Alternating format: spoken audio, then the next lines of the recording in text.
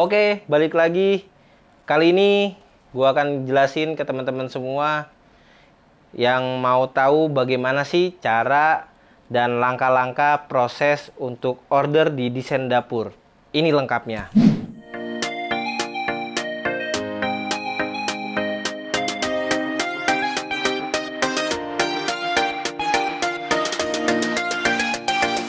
Let us proceed with the first song.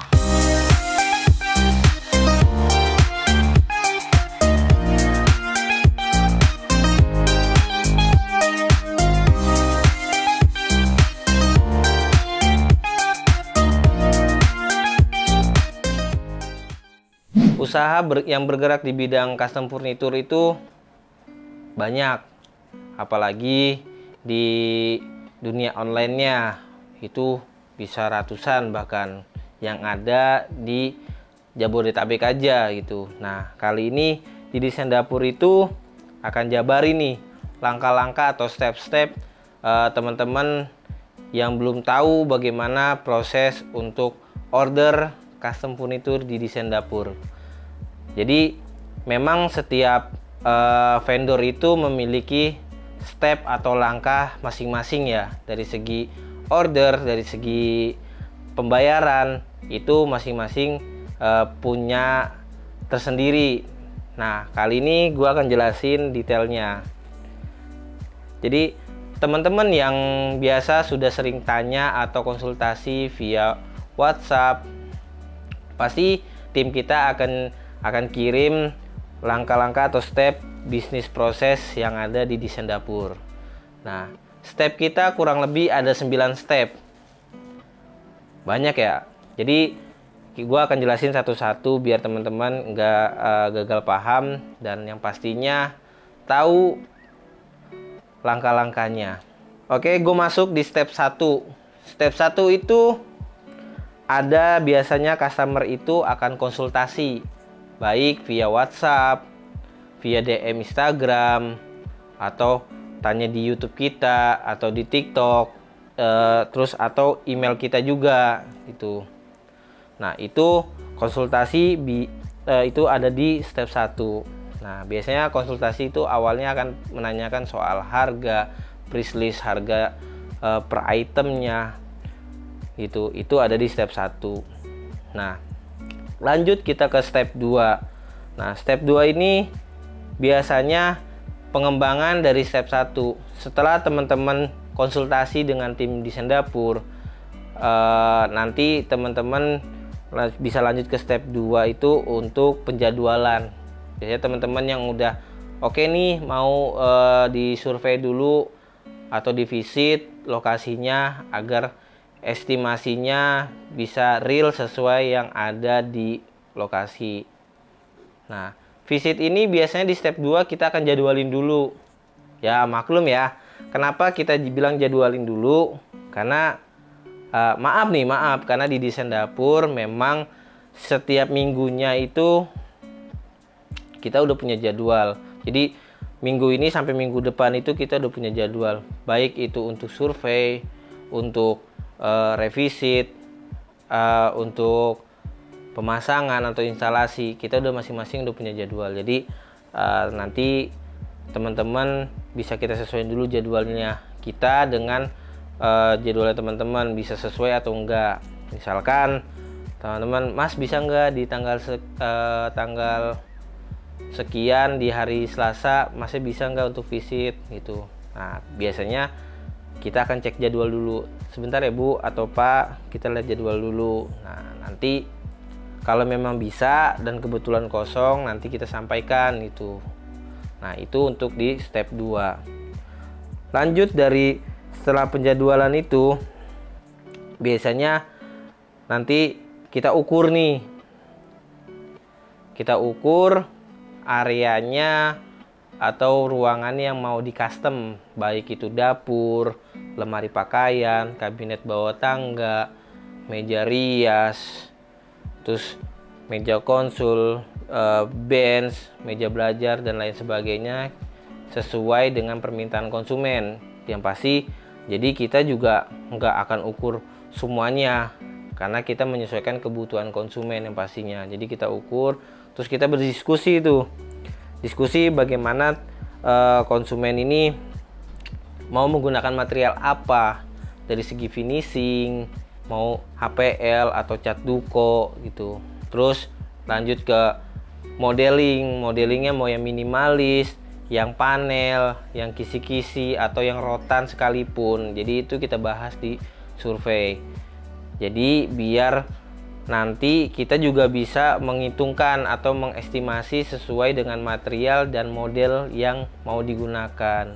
Nah, adapun misalkan teman-teman belum, Mas, surveinya nanti dulu, tapi saya bisa nggak mau main ke toko emas gitu, atau mau lihat workshop.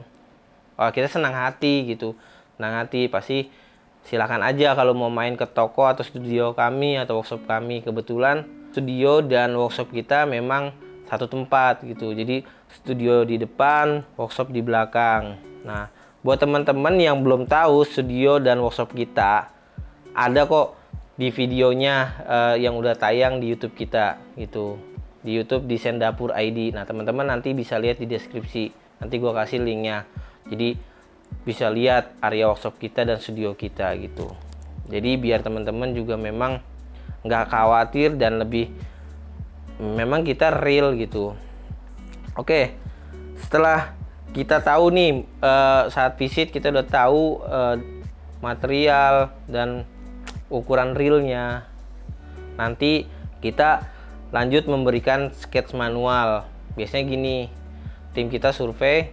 Nah, nanti kita catat nih apa aja kebutuhannya. Nah, nanti 1 atau 2 hari kemudian kita akan kirim RAB.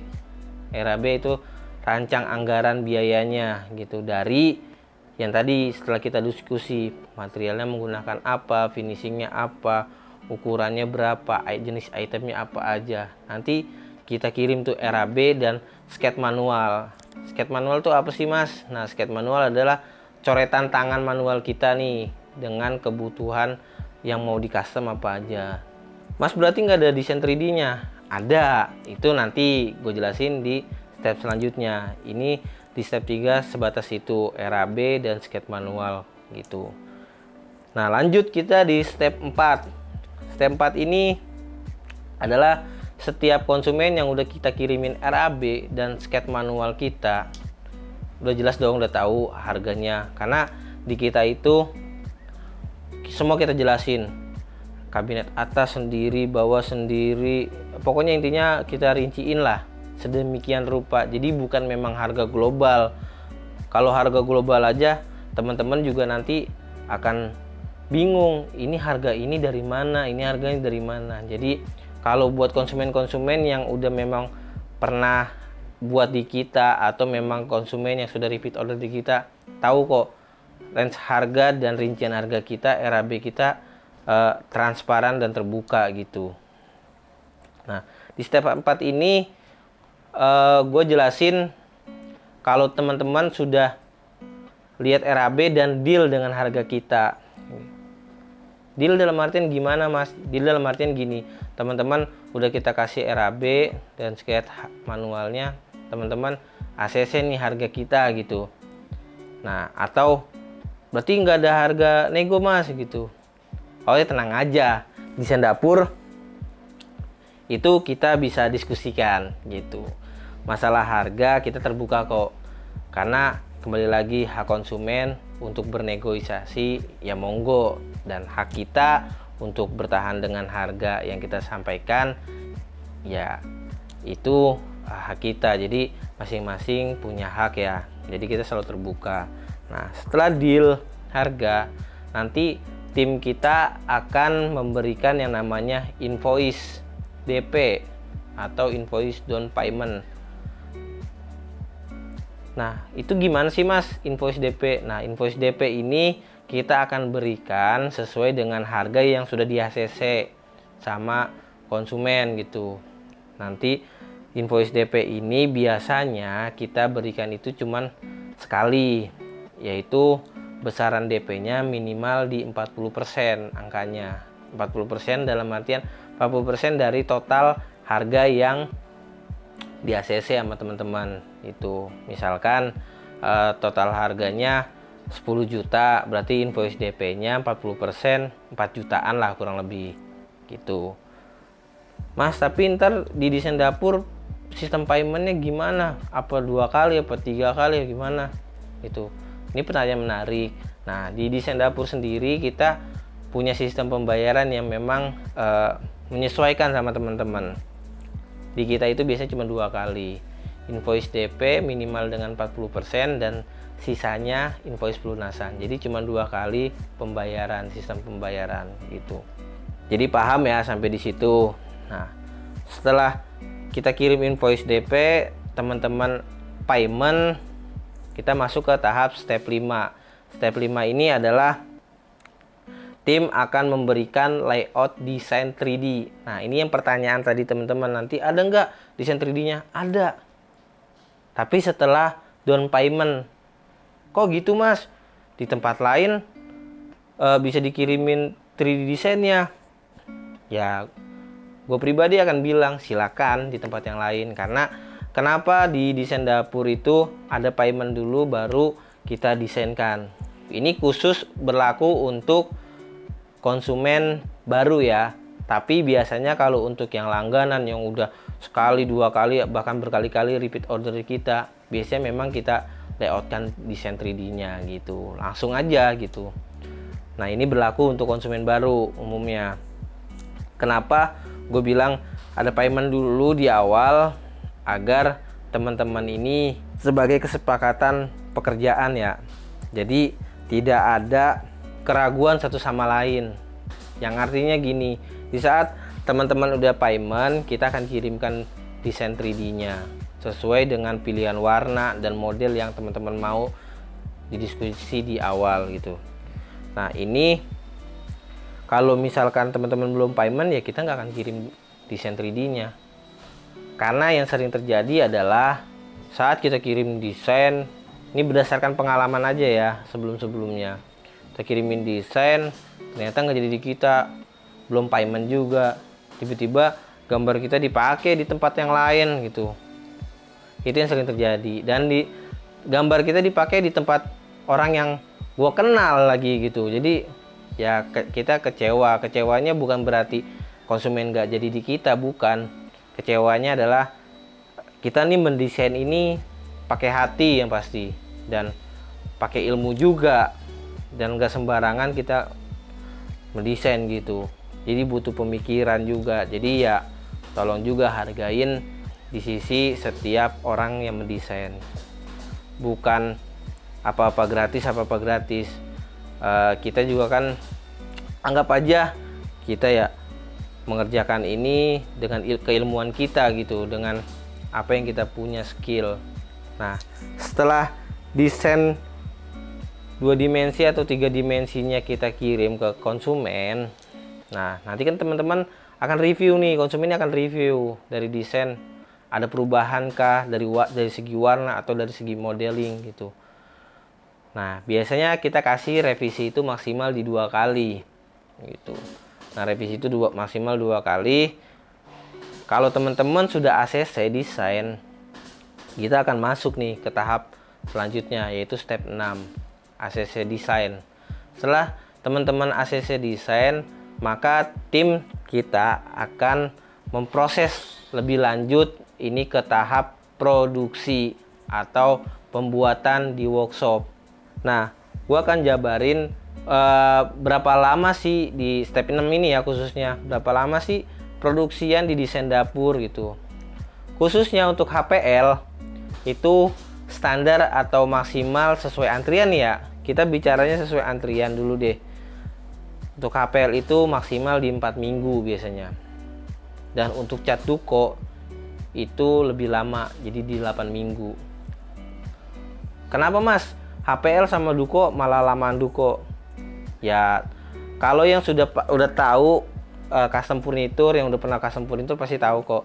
Kalau HPL kan itu lapisan ya. Dan kalau cat duko kan itu semprotan. Jadi memang menyesuaikan cuaca juga. Kadang cuacanya lagi hujan ya mau nggak mau agak lebih lama. Jadi memang kenapa kita kasih maksimal batas waktunya itu yang tadi gue udah sampein. itu mencegah hal-hal yang kita di luar konteks kita ya. Jadi itu batas maksimal kami. Adapun itu bisa lebih cepat, kenapa enggak gitu. Jadi di Singapura nggak pernah mau ngejanjiin yang tenang bu seminggu, tenang bu 2 minggu. Ternyata di luar kendali kita bisa lebih dari itu. Kita bersalah dong gitu. Makanya kita selalu sampein lebih lama, mending lebih lama, karena kalau bisa lebih cepat kenapa enggak gitu. Tapi karena jaminannya gini, jaminannya adalah kita juga nggak mau kerja yang sembarangan, nggak mau kerja yang asal-asal kerja gitu.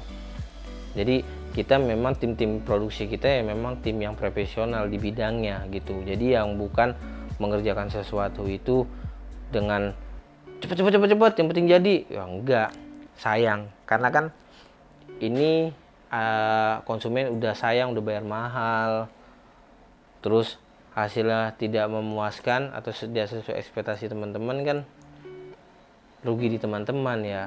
Dan juga kita juga sebagai vendor nggak mau hal itu terjadi gitu. Kita pengennya adalah konsumen sudah bayar kita, hasil akhirnya konsumen puas dan menikmati dengan hasil dan karya kita. Itu adalah nilai tambah buat tim desain dapur gitu. Itu di step 6. Lanjut di step 7-nya.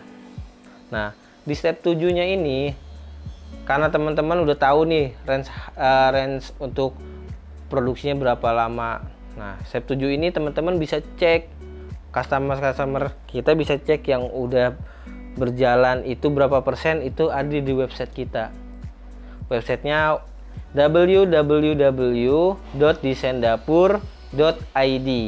Nah, di sana bisa cek progres pekerjaan, misalkan klien A, B, C gitu. Nah, teman-teman bisa lihat sudah berapa persenkah progres pekerjaan teman-teman yang sedang dikerjakan sama tim produksinya di Singapura gitu. Jadi kita mengembangkan dunia teknologi ini biar teman-teman bisa transparan, bisa lihat progresnya gitu. Atau saat lagi proses produksi teman-teman mau datang langsung ke workshop, monggo aja. Jadi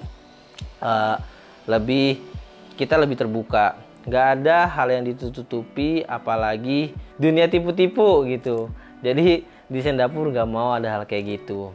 Jadi biar teman-teman jadi lebih percaya lagi juga sama di Singapura, itu kita udah bikin transparan seperti itu.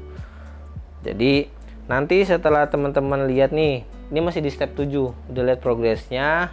Di step 7 ini nanti tim desain dapur akan menjadwalkan nih progres pengiriman atau pemasangan, ada di jadwalnya di tanggal berapa dan di bulan apa. Nah, itu nanti akan dijadwalkan oleh tim itu. Ya, kadang-kadang memang ada juga konsumen yang misalkan dia finishingnya HPL 3 minggu kita udah selesai. Nah, kita di minggu keempat ini kita udah kabarin, Bu, ini penjadwalan di hari ini ya Bu, tanggal ini. Ternyata ya kesibukan konsumen dengan aktivitasnya atau dan lain sebagainya, atau dia punya jadwal lagi mundur, jadinya di minggu ke-6 atau ke-7. Ya kita nggak ada masalah, yang penting tim desain dapur sesuai SOP kita sudah menjadwalkan. Nah, di luar itu ya kita juga menyesuaikan kebutuhan sama konsumen. Memang kalau misalkan nggak bisa di jadwal yang kita kirim, ya kita cari kesepakatan titik temu kapan bisa untuk dikirim dan dipasang gitu. Nah, lanjut di step 8. Step 8 adalah pengiriman dan instalasi. Nah, pengiriman dan instalasi ini biasanya banyak pertanyaan juga yang masuk, Mas, untuk instalasi berapa hari sih gitu. Nah, gue sampein di sini itu relatif tergantung item dan quantity yang teman-teman order di desain dapur. Standarnya itu bisa 1-3 hari. Kenapa gue bilang itu bisa sampai 3 hari? Itu gue akan lihat dari kuantitinya, yang pertama. Yang kedua adalah tingkat kesulitan atau human error nantinya akan ada di lapangan seperti apa gitu. Jadi itu perlu kita sampaikan biar teman-teman nggak miskomunikasi dengan kami gitu. Kenapa selalu kasih waktu yang agak lama? Ya kembali lagi, gue secara pribadi nggak pernah mau yang menjanjikan itu cepet, nggak. Tapi kita mendingan ambil range waktu yang agak lebih lama. Kenapa? Ya tadi, menghindari hal-hal yang terjadi akhirnya molor gitu. Jadi biar tetap nggak mau memberi harapan palsu. Jadi bukan lagu doang yang palsu gitu. Jadi nggak mau memberikan harapan palsu. Jadi kalau bisa lebih cepat, ternyata di lapangan bisa lebih cepat, kenapa enggak? Itu kan nilai tambah ya. Nah, gitu teman-teman. Nah, di step 8 ini sudah selesai instalasi nih. Nah, step 9 di step terakhir.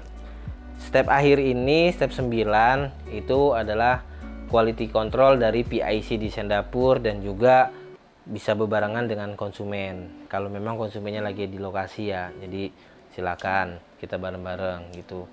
Untuk hasil, kita selalu bilang di awal adalah kita mengerjakan sesuatu itu dengan maksimal. Adapun kekurangan, jadi kita juga nggak bisa nutupin gitu. Karena apa? Taraf bagusnya di Singapura sama bagusnya klien itu kadang-kadang berbeda. Kalau misalkan bagusnya di Singapura segini misalkan, ternyata customer di atasnya gitu. Ya nanti kita sampaikan kekurangannya di mana gitu. Jadi itu hal yang biasalah di lapangan. Jadi kita sampaikan. Yang penting kedua belah pihak ini approve atau meng-ACC lah hasil kerjanya di Singapura. Kita selesaikan di lapangan dengan baik-baik gitu. Nah, yang terakhir adalah nanti tim akan kirim namanya invoice pelunasan. Wih, happy karena bagi kami invoice pelunasan itu hadiah. Hadiah dalam artian konsumen ini puas berarti dengan hasil kami dan siap untuk membayar sisa kekurangan dari project yang kita kerjakan. Jadi siapa yang nggak happy kalau dibayar gitu kan, apalagi pelunasannya gitu. Artinya adalah kebahagiaan bukan di sisi gua aja, tapi kan di sisi tim produksi, tim desain dan keseluruhan. Karena ini adalah bagian dari rezeki kita semua. Jadi itu 9 step bisnis proses yang ada di Singapura. Teman-teman udah jelas, kita jelaskan sejabar-jabarnya, setransparannya bagaimana cara order sampai pekerjaan selesai. Jadi gua rasa teman-teman perlu tahu ini agar apa? Agar teman-teman tidak buta lagi dengan proses-proses order di custom furniture. Tapi disclaimer, gua nggak tahu kalau di tempat lain seperti apa. Yang pasti di tim di Singapura SOP-nya seperti ini gitu. Mungkin itu aja dari gua menyampaikan penjabaran ini step by stepnya biar kita lebih smart lagi, lebih pintar lagi dalam memilih, lebih bijak lagi dalam mengambil keputusan untuk meng-custom furniture. Custom furniture ingat di Singapura. Salam sejahtera, salam manis. Dadah, bye.